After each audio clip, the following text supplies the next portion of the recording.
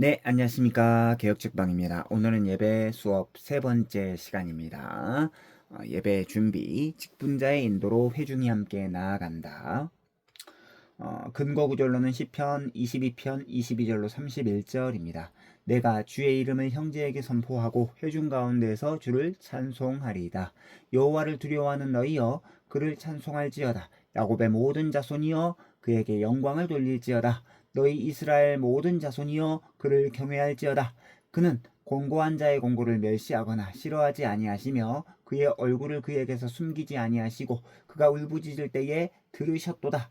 큰 회중 가운데에서 나의 찬송은 주께로부터 온 것이니 주를 경외하는 자 앞에서 나의 소원을 갚으시리이다. 겸손한 자는 먹고 배부를 것이며 여호와를 찾는 자는 그를 찬송할 것이라.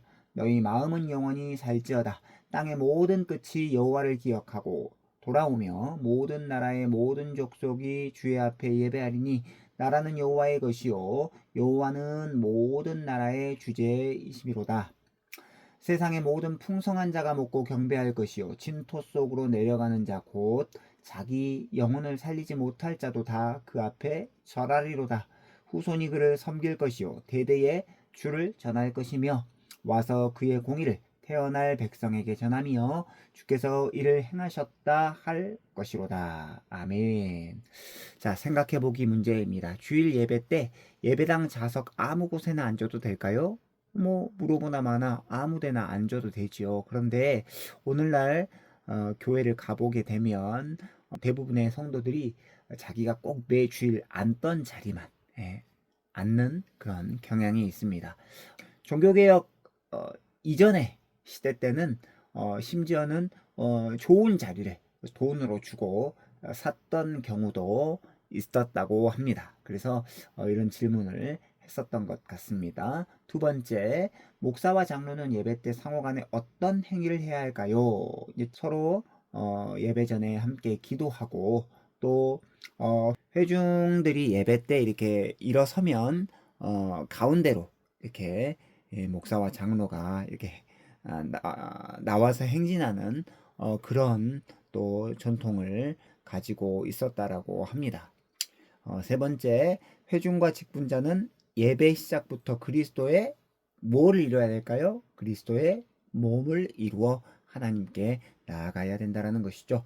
회중과 직분자는 각자 단독적으로 하나님께 나아가는 자가 아니고 그리스도의 몸, 함께 그리스도의 몸을 이루어 함께 나아가야 된다라는 것이 중요합니다. 그래서 오늘 우리가 함께 읽을 제3장의 작은 주제는 5가지 이렇게 되어 있습니다.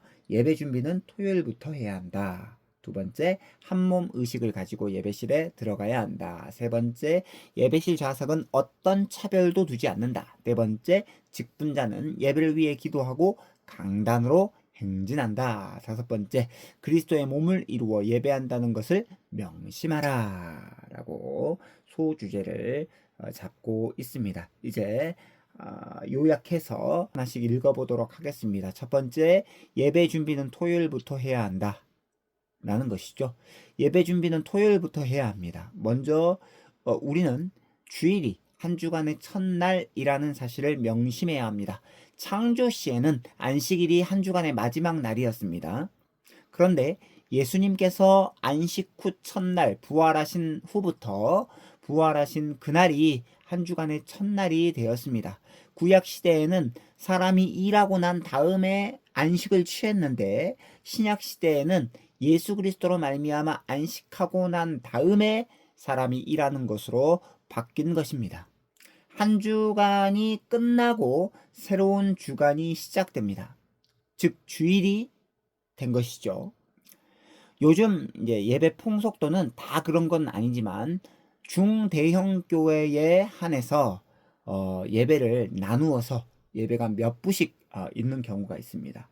그로 말미암아 부모와 자녀가 따로 예배를 참석해서 이렇게 따로따로 예배하고 있다라는 것이죠. 이러한 것들은 우리가 언약 백성, 언약의 가정으로 부름을 받았다라고 하는 그 고백에 상당한 장애를 주고 있다라는 것을 기억할 필요가 있습니다.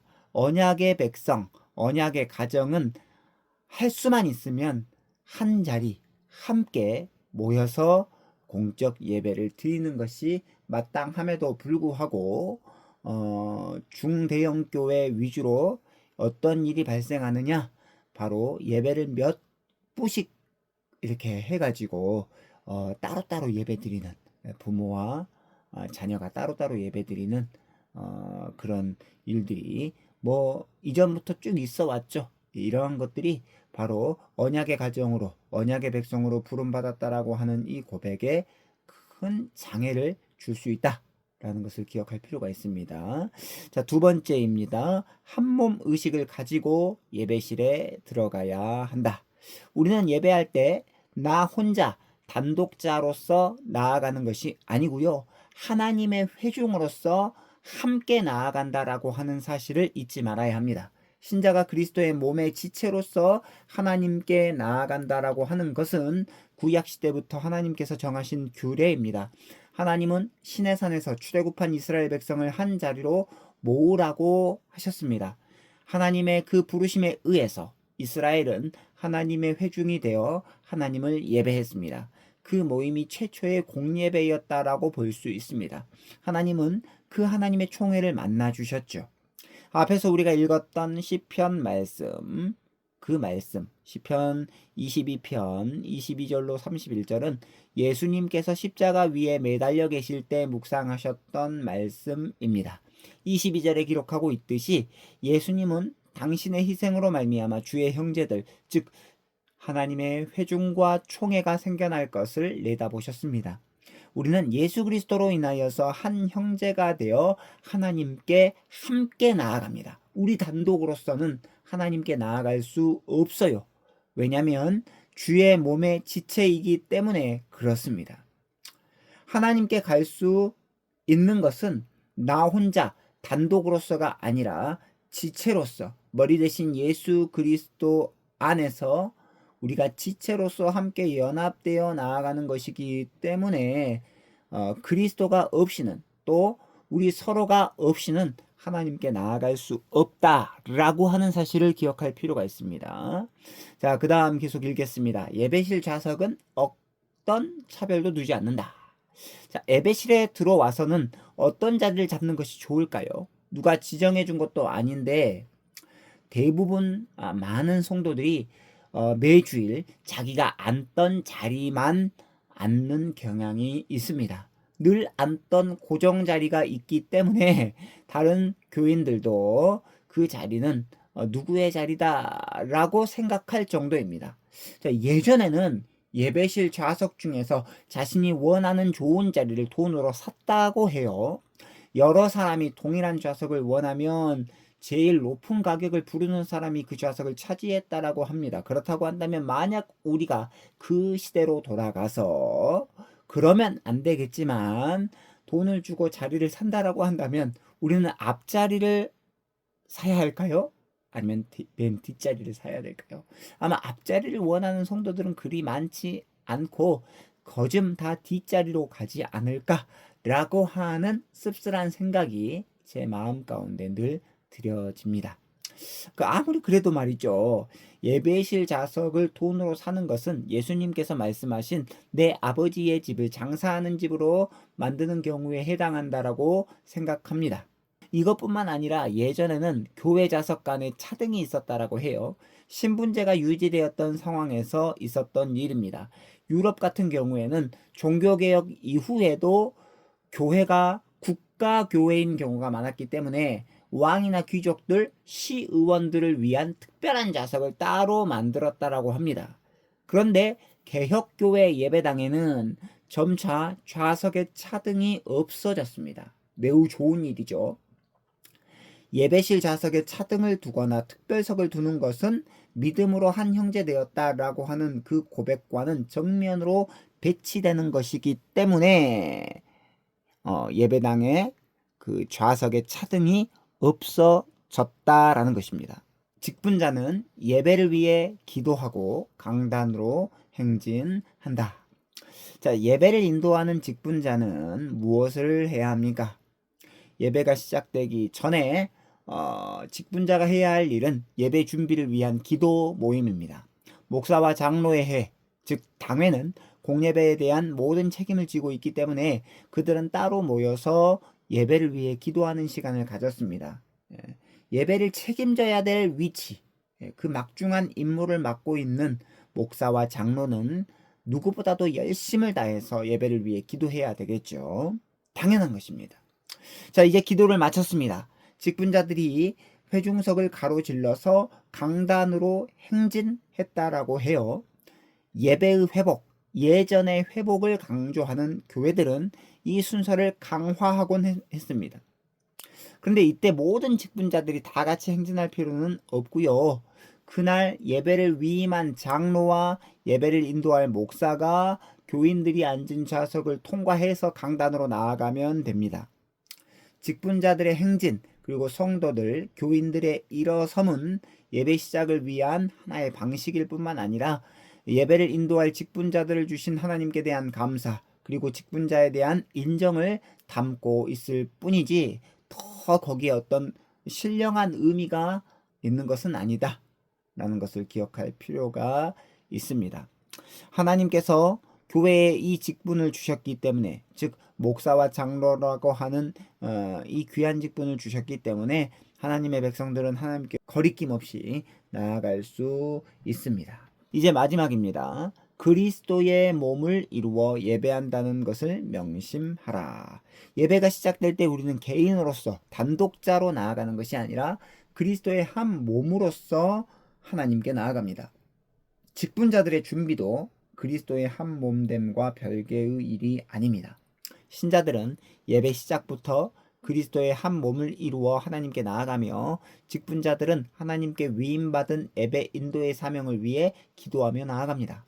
예배는 나 자신의 개인적인 경건에 달린 문제가 아니다라는 것이 중요해요. 요즘은 혼자 편하게 예배만 드리고 온다라는 그 풍토 때문에 자꾸 예배를 개인적인 경건의 문제로 취급하려는 경향이 있지만 절대로 그렇게 생각해서는 안 됩니다.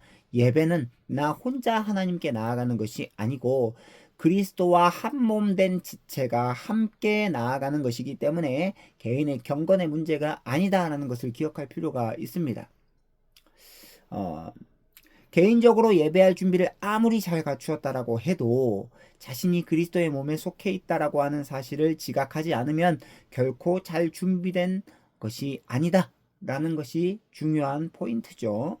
개인적으로 예배 인도를 잘하고 설교를 멋들어지게 한다라고 할지라도, 그러한 목사라고 할지라도 자신이 상회로부터 예배 인도의 사명을 위임받아 수행하고 있다라고 하는 그러한 인식이 없다면 예배를 잘 인도하는 것이 아닙니다.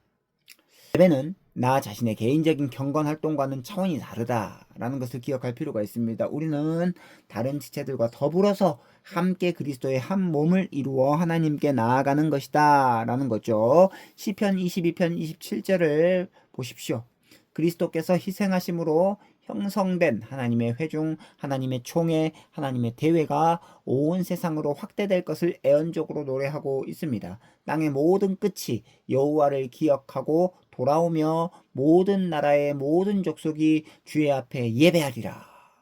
그리고 30절에 보게 되시면 지금 이 땅에 존재하지 않지만 앞으로 태어날 후손들도 이 총회, 이 회중, 이 대회에 참석하게 될 것을 노래하고 있습니다. 히브리서 10장이 기록하고 있듯이 우리는 예수 그리스도의 피를 힘입어 하나님의 보좌 앞으로 나아갈 담력을 얻게 됩니다. 혼자 하는 것은 경건회이지 예배라고 할 수 없어요.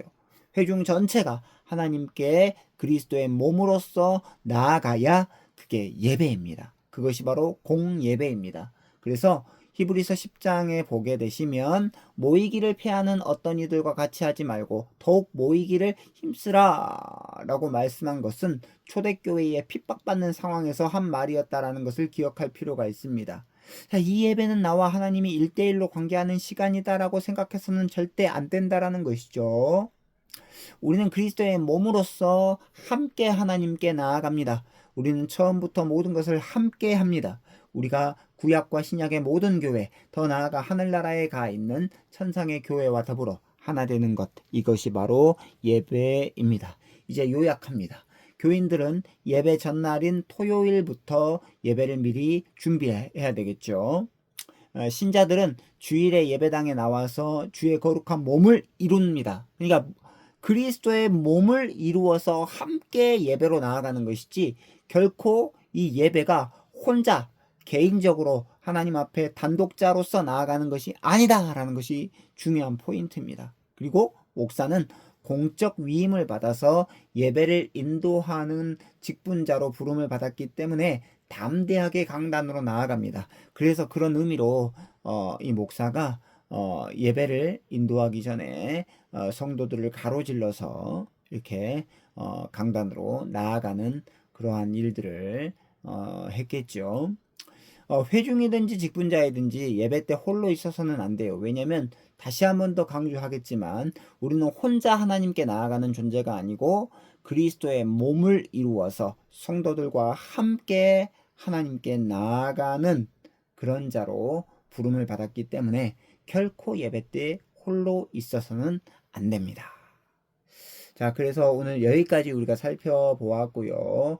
다음 시간에는 네 번째 시간으로 예배 수업 찾아뵙도록 하겠습니다. 좋아요와 구독은 저에게 큰 힘이 됩니다. 감사합니다. 안녕히 계십시오.